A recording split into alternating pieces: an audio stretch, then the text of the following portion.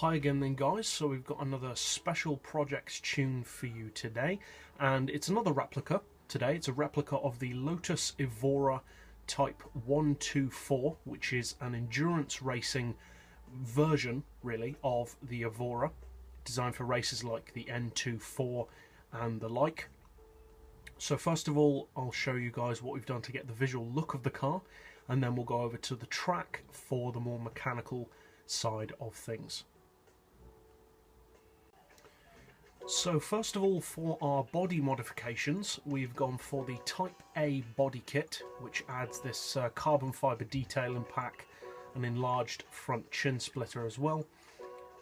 There is no flat floor on this one, which is kind of surprising. For the rear wing, we've gone for the custom wing Type B, which is this full-size racing style rear wing. That's it for the body stuff. For the rims, we've gone for standard size, and the rims are the BBS LMR wheels. Obviously you don't have to choose those, that's just the ones I've gone for. Do we have, yes we do have additional meters on this one.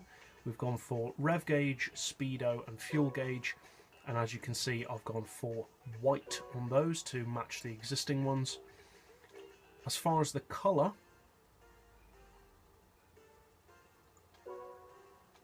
for the body colour, I believe it's a standard white, yes it is, and we've gone for super white. I can't remember right now what colour that comes from, but you know, white is white is white, so just pick whatever colour you want really. For the rims, they are obviously black. As far as what type of black they are, we've gone for Phantom Black, which is one of my more used colours of black. That comes from the Chaparral VGT car, the laser powered one, if you want that particular colour. And for the brakes, we have gone for, oh, past it. For the brakes, we've gone for Hugger Orange. I believe that comes from one of the muscle cars, but I can't remember exactly what car that comes from, so you'll have to just try and find out what car that comes from if you want that particular colour. I doubt many people would want that exact colour anyway. Obviously you can't paint the rear wing because it's not a custom wing. So that's it for the visual side of things. So now let's go over to the track for the mechanical settings of this particular replica. So we've tried to make this fairly accurate to the real car, but at the same time, as with pretty much all of my replicas, I try to make them PP relevant, or as PP relevant as possible. And what I mean by that is, yes, we want them to be like the real car, but it's also handy if you can make the car genuinely fit into a PP where it is usable and competitive. So in this case we've tailored it to the 525 PP category, for which it is pretty good. So you want your racing soft tyres for this one.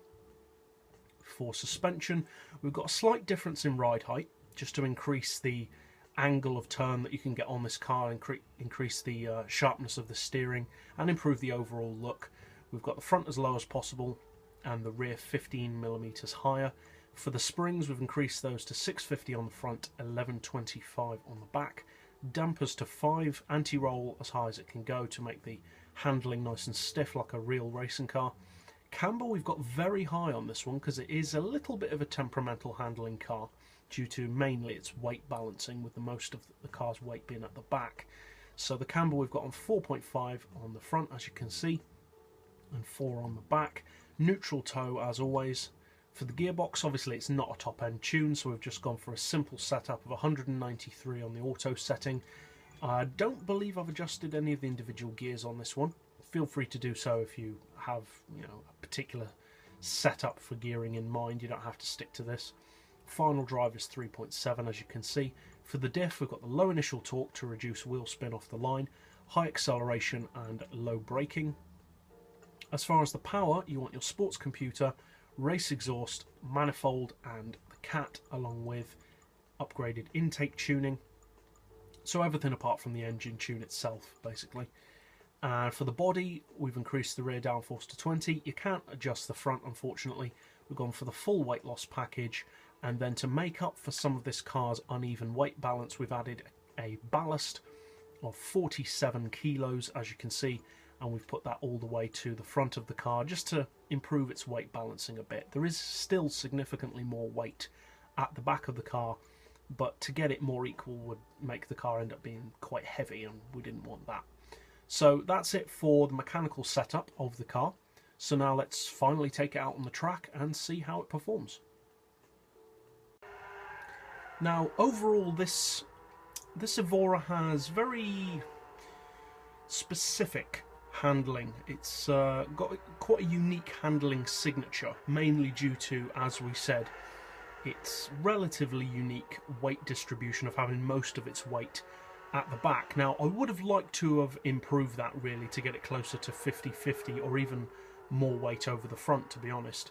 But as we said in the tuning, that would have made the car far too heavy.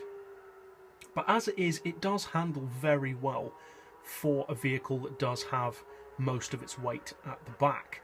Now, the handling, as I said, is quite unique. It's not necessarily easy to drive. I would say this is a car more for people who are specifically fans of the Evora and for people who are looking for something a little bit more challenging to drive. It's not difficult to drive, but it's definitely not the kind of car that does all the work for you. It does require a certain level of skill to pilot the car without the front end going offline, really.